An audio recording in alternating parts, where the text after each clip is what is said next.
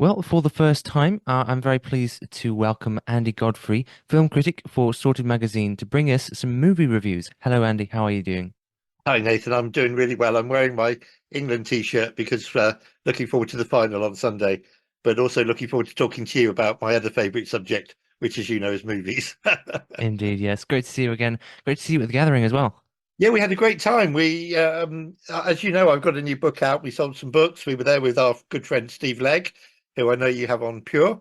He is such a great character, isn't he? And He is. he and I were able to promote Sorted magazine, and it was just great to see Steve on stage again because we know that he's battling a fight with cancer.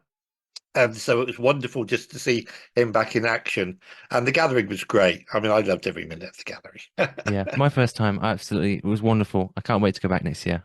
Yeah, absolutely. It is just it's a really great event. I mean, to get 2,000 men together, and I think men open up when they're away from the ladies. I think men talk. I think men share more when they're on their own. A lot of men get very shy about talking and opening up. And the other really great result of the gathering was we know about 120 men committed their lives to Christ, Yeah, which was absolutely phenomenal. it is. So absolutely brilliant. Yeah. So it really was a good weekend, and it was great to see you guys there as Yeah. well. Yeah, Pure 24/7 Radio was great to speak to. We had so many great interviews with people live talking about who they were representing, what they thought of the Yeah. gathering. I think it's very safe to say that it's unanimous. It's amazing. It is, and we'll be there next year, God willing, and looking forward to that. And when as I say, it was for me one of the real joys was to see Steve being able to get up on stage and do his thing, Yeah. because for him it's the best weekend of the year. I know that for a fact. And just to see men being challenged about their relationship with Christ, whilst having fun at the same time. I mean, Jesus said he'd come to give us life in all its fullness, Yeah. and to me that was it. Here are men worshipping. I mean, we had Graham Kendrick leading the worship and his band. That was fabulous, really, really brilliant. We had Bible teaching, but we also had men having fun, and I think it's a little foretaste of heaven. We'll be worshipping, we'll be together, we'll be with the Lord, but at the same time, life will be what it should be. Yeah. And I love the gathering. Yeah, to me, it's just again, it's probably my favorite weekend of the year as well. Yeah. Yeah. But we are here to discuss movies because you are, of course, a film critic and you write in Sorted Magazine, don't you? Yeah, so Sorted Magazine, lovely to see you wearing a sorted hoodie right now. Sorted is a Christian magazine for men. We've been around for 15 years, and we've just published issue 101. And again, it was Steve Legg's vision, but the idea is to have a magazine that men, a really high quality production that men can read and take interest in. So cars, movies, gadgets, sport. We cover all of those things, but in between those sort of articles, we have interviews with famous people who are Christians. And I know of men who've come to Christ, become Christians through Wow. reading our magazine. And yeah, about 4 or 5 years ago, I met Steve for the first time properly, and we became friends. And he knew that I'm a movie buff. I mean, I'm sitting in a room, Nathan, with 3,000 DVDs behind me Yeah, and I can see all Blu-rays. the posters on the You, walls. you can see all the posters on the wall, movie posters, left, right, and centre. To my right, there's a whole bookshelf which has just got books about movies on it. So yeah, I'm a real movie buff. And Steve just said to me, "Look, would you write the reviews for Sorted?" They needed somebody to do that, and it's great because one of the things we get it Sorted. Steve has established good relationships with all the film companies, and we get invited to previews and press screenings, so we can report on the very latest films. I get to go up to London probably a couple of times a month and see some films that are not coming out. I've just seen a film now that's not coming out till October, but Wow. I get to report on them. I get to view them. We get to tell people if I mean, at the end of the day, it's only my opinion, but I get to tell people whether they're any good or not, and I love that. That to me, this is a boyhood dream. If you'd said to me, I'm not quite sure exactly how old you are, Nathan, um, but if you'd said to me when I was young, when I was a teenager, what do you want to be when you grow up? I genuinely would have said I want to be a film critic because I was obsessed with movies even back then. And so, 50 odd years later, Steve Legg comes along and says, "Will you be a film critic?" And so the Lord sometimes just lets your ambitions come true. He allows dreams to come true. And in this case, the Lord's done this for me. And I get to watch all sorts of movies. I mean, it's some of them are pretty rubbish, to be honest. I saw a film last year that was unbelievably dire at a press screening, and you say so. You just have to be honest and Yeah, tell people yeah. if you think it's rubbish. But at the same time, we get to recommend some films, and we're also working with Christian film companies. There's the company that produces the TV series The Chosen, which some listeners may have seen, and films like Jesus Revolution, which came out last year. We are working very closely hand in glove with them, and I Oh, got cool. to go up to London earlier this year and meet the cast of The Chosen. I got to meet Jonathan Rumi, he plays Jesus in The Chosen, and we were in a posh hotel in London, believe it or not, really posh hotel. And he was sitting in a room, and I got to go in and have 10 minutes with him, interviewing him and some of the other actors as well. So with Sorted, we get these opportunities, and I love writing for Sorted. And we're trying to get the magazine. We want the magazine to be out there. We sell the magazine in places like WH Smith's, and we want the public to be buying Sorted because it's a magazine that they're interested in, but also because they're going to be reading about Jesus. They're going to be reading the Yeah. gospel. So we have been now in the last 2 years, another boyhood dream come true, because I always said as a child, I want to be quoted on a movie poster. I want to see my name on a movie poster. And we've been on 13 in the last 2 years, Wow. which again is good for the magazine. It's an Andy Yeah. Godfrey Sorting magazine, blah blah, 5 stars, whatever. And it's really good for the magazine because again, people are starting to take us seriously, but they're reading the magazine and they are reading about Jesus, and Yeah. that's what we want. We want to point people in the direction of Jesus Christ, and we also send the magazine into every prison just about in the country, and we send it into every army and navy base in the country free of charge. Amazing. And that's great. So that's all through the work of chaplains. And we recently got a letter from the chaplain at Belmarsh Prison in London saying, please get this, it's absolutely true. Please send us more magazines. The prisoners are fighting over it. They enjoy reading it. So, you know, it is fantastic because guys in prison, again, are reading the gospel. Indeed. They're hearing that Jesus Christ changes lives. And if just one prisoner gets the message that Jesus Christ can change his life and turn Yeah. his life around, that's what we Yeah. want, isn't it? We want It people to, is.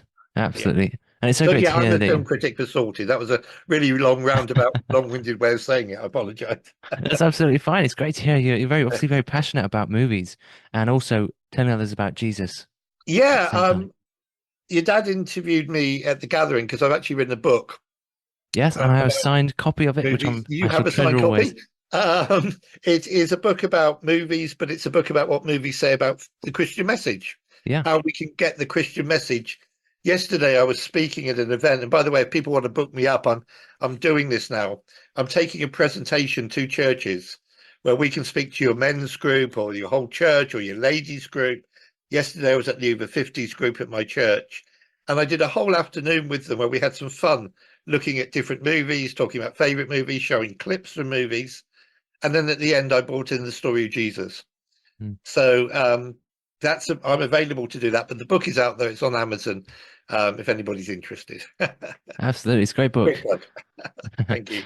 But now let's have a look at movies, because of course I'd love to hear about some of your latest some of the latest movies. Because of course the great thing about movie reviews is that, like you said earlier, some are not so very good and some are really great. And because of you, we don't have to watch the rubbish ones. We can just enjoy the great ones. So would you mind giving us maybe the top five that perhaps you've have come out recently? Okay, so the number one movie in the country at the moment is Inside Out 2. So those who've seen Inside Out will know that it was told the story of a little girl called Riley, and it was the characters inside her head who are all the different emotions she experiences. So Joy is personified as a little girl wearing a green dress. She's inside Riley's head, controlling the panels that make Riley joyful. There was sadness, there was jealousy, and so on. So now Riley in this new film has grown up. She's a teenager, and she's experiencing all sorts of new emotions. As we get older, so we now meet anger, and we meet envy, and we meet jealousy, and we meet boredom, because she's a bored teenager. And there's this little character inside her head who just spends the whole movie slouching on a couch, um, being bored. And whenever Riley's bored, she comes to the fore. It's a story about coming of age. It's a story about a teenager growing up. I thought it was wonderful. Some of the characters we know from the first film that there's all sorts of different areas inside Riley's brain, Mm. and some of the characters have to go on an adventure. To Joy gets lost. Typical teenager. Joy gets lost. So some of the other characters have to go and find Joy, right? And at one point inside Riley's brain, they come across this great big gulf that they've got to bridge. And somebody says, "What's that?" And another character says, "That's the sarcasm." Get it? The sarcasm. And that was just a brilliant moment. So it's a great film about growing up. It's a great film about teenagers. The number two movie is A Quiet Place Day One. So people will know that there's been two Quiet Place movies. This is a alien invasion movie, science fiction.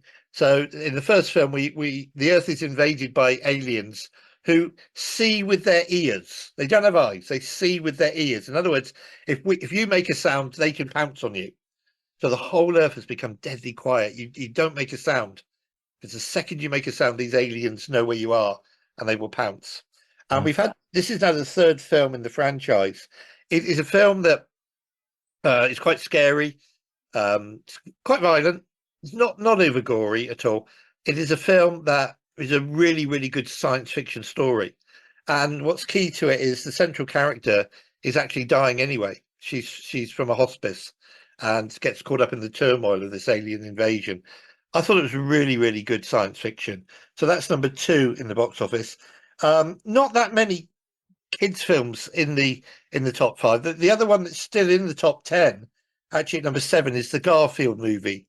So some people will, I know a lot of people go, Garfield? Who's Garfield? Garfield is a big fat orange lazy cat. And he goes on an adventure with his estranged dad.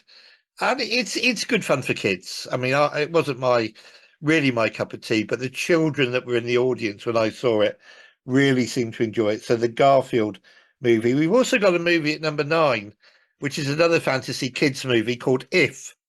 So I don't know if you ever had an imaginary friend. Apparently I did. I had an imaginary friend called Jennifer. What happens to our imaginary friends when we grow up? This film says our imaginary friends go to an imaginary friend's retirement home. So all the imaginary friends are in a retirement home, and we meet a young lady who is determined to reunite the aged imaginary friends with their aged people who actually dreamt them up. So it's a really good fantasy. It's not as good as it could be. If this had been made by Steven Spielberg, we'd all be in tears by the end of it. But it's a fine movie. And I'll just highlight, if I may, one other that's currently in the top 10. And this one is a 15 certificate. But the bike riders. So between 1969 and 1973, a certain photographer joined up with a motorbike gang, sort of Hell's Angels type thing. Except these are really quite good guys, actually, really, on the whole. And he photographed them. And in 1973, he published a book of photographs that he'd taken of this motorcycle gang that was just riding around America on their big bikes, going from town to town. They've taken those photographs and they kind of turned them into a movie with the bike riders telling their story. It's a really good, solid film. I think it's going to be up for some Oscars this year. It's called The Bike Riders, and it's really good. So those are the ones that I would highlight in the current top 10. I mean, of the current top 10, I've seen seven, but Inside Out 2, A Quiet Place, If, the Garfield movie, and The Bike Riders, they are all really, really good films. Excellent. So Well, those that are the sounds ones. good. I've seen a lot of Garfield, the original cartoons. Right. So that does sound like fun. If you like it, I mean, it's madcap, it's maniac, it doesn't stop. It hardly gives you time to breathe, but then it is Yeah. only an hour and a half, and there are some good laughs to be had in there, I will say. But it's did we really need a Garfield movie? I don't know. Obviously, we did because it's been in the top 10 now. I was actually checking. It's been in the top 10 for 6 weeks since it came out. So Oh, obviously, people are going to see it, and I think families are enjoying it. yeah. Well, I mean, in Really good. fairness, for Garfield, for a long time, it's been sort of I don't know, a household name almost. Yeah, well, Everyone knows about he was a Garfield. cartoon character for many years in a Yeah. national newspaper, and of course, I mean, the thing with Garfield is he's fat, he's lazy, and he just spends all day eating pizza. Uh, Yeah, I think but we it's all good. relate to him one way or Yeah. another. Yeah, I mean, there are other films in the top 10 that I enjoyed. There's Bad Boys 4, which Bad Boys 1 was a story in 1985 of two cops in Los Angeles who were investigating crimes. And this is now the fourth film in that franchise. If you like shootouts, if you like gunfights, if you like wisecracking cops, getting on each other's nerves, that's the film for you. Plenty of action, cars blowing Sounds up good. all over the place. Yeah, Well, that sounds great. That's some good movies there. yeah. And would you recommend maybe just one movie that people could watch over the weekend? Maybe Okay, your so favorite? one of my favorite films of recent years, I think it's number 20 in my list in the book of my top 100. But I have over the years, I've made friends with Britain's, believe it or not, with Britain's leading female filmmaker. So her name is Carol Morley. She's directed a number of really great films. And she had a film come out 2 years ago, and I was invited to not just the London premiere, but I was invited to the party afterwards where I got to meet all the stars of the film. So this Wow. is a film by my friend Carol Morley, and she made a film called Typist, Artist, Pirate, King, and it's coming to Netflix from tomorrow. And I really hope hundreds of millions of people will see this. I mean, it didn't have a great run in the cinemas, unfortunately, but now it's on Netflix. People are getting the chance to see it. So, Typist, Artist, Pirate, King. I have a big poster on the wall just here, which Carol Morley, the director, has actually signed. Typist, Artist, Pirate, King tells a story of a lady who had mental problems. And you know what? I talk about this film all the time, and I'm going to have to quickly look up because my brain has gone to bush while I'm live, while I'm on the air, and I literally got to just look up her name. It tells the story of an artist. This lady was an artist at the Royal School of Academy. She had great back in the 50s. She had great potential. She had great. There we go. Sorry about that. Oh, Don't worry, yes. we can. No, yeah. Okay. Typist Artist Pirates King is about a lady called Audrey Amis, and how I could forget that, I don't know. Audrey Amis was a student at the Royal School of Academy back in the 50s, but she had mental problems and she had to drop out. And her work, some of which was absolutely phenomenal, was never displayed. Carol Morley, the director, got to see some of this work, of which there were hundreds of pieces of art, possibly thousands, and it was all in carrier bags in the mental home, or in the sheltered accommodation rather, where Audrey ended her life, where her life came to an end in her 70s. She found her passport, and in the passport, the job description was typist, artist, pirate, king. And what Audrey did was she just drew and painted everything she saw around her. If she saw a bird in the sky, she would stop the car and draw it. If she passed a building that she thought was interesting, she would stop the car and paint it. She would just literally draw and paint ordinary everyday life. And some of her works are extraordinary. And Carol was going through all this material and thought people should see this. People should know the story of this woman's life. And so she created a sort of fantasy story based around the last week of her life where Audrey tells her carer. Now, Audrey is played by Monica Doolan. Her carer is played by the rather lovely Kelly MacDonald, who I got to meet these actresses at the press screen at the press party, premiere party. In the film, Audrey says to Kelly MacDonald, they're in London, there is an art gallery open where people can display their works for free. You've got to take me before I die. You've got to take me, and my work has got to be displayed. So her carer says, I will drive you to this art gallery. Okay. And yes, we'll display your work. They get in the car, and the carer says to Audrey, so we're in London. Where is this art gallery? Give me directions. And she says, it's in Sunderland.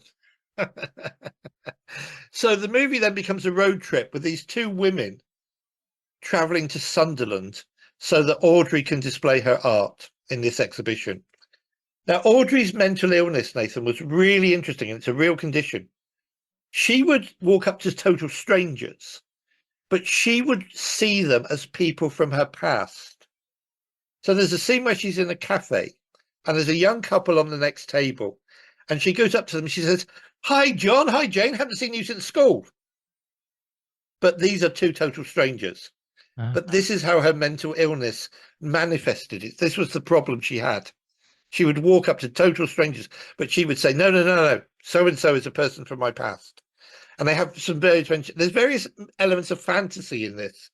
And it all culminates with a meeting, a reunion with her sister. And we actually discover what happened that caused the mental illness in the first place. And it was an accident in some woods near a waterfall. I don't want to give away any more than that. But it is a remarkable film. I think it's one of the best films of recent years. It's one of my favourites. And I'm not just saying that because the director is a friend of mine. And in fact, I was talking to Carol, the director, just this week.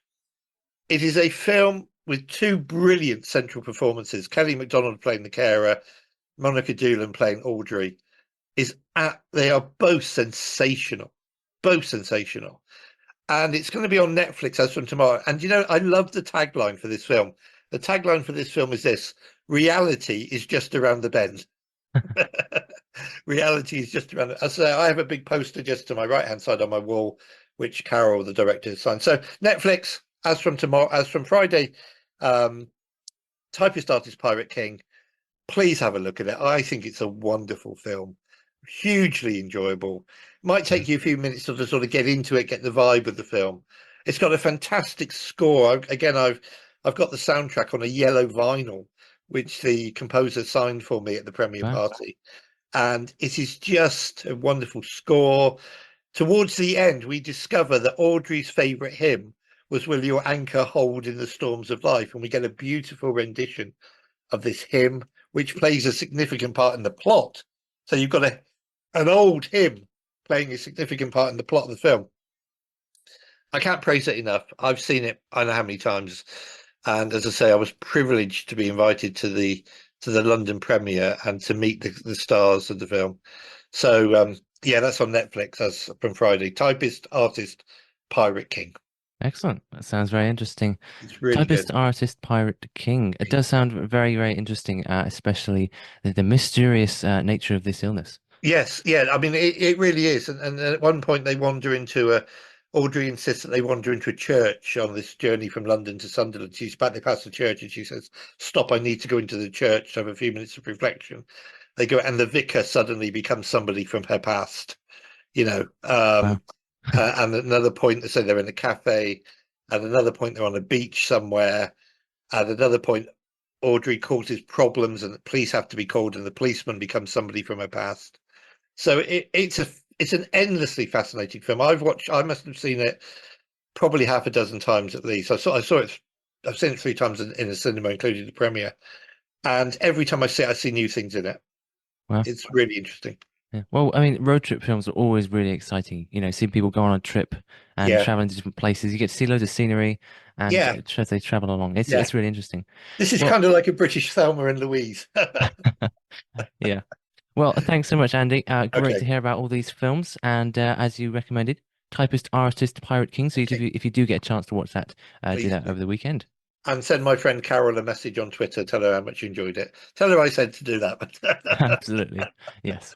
Well, thanks so much, Okay, Andy. Great to chat with you. I'll see you and next you. week. Thank you very much indeed. God bless you and God bless Pure.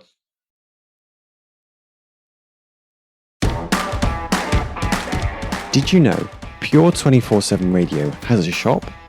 Well, we do. You can buy merchandise while supporting the work that we do here. Simply head over to www.pure247radio.org/shop. That's www.pure247radio.org/shop.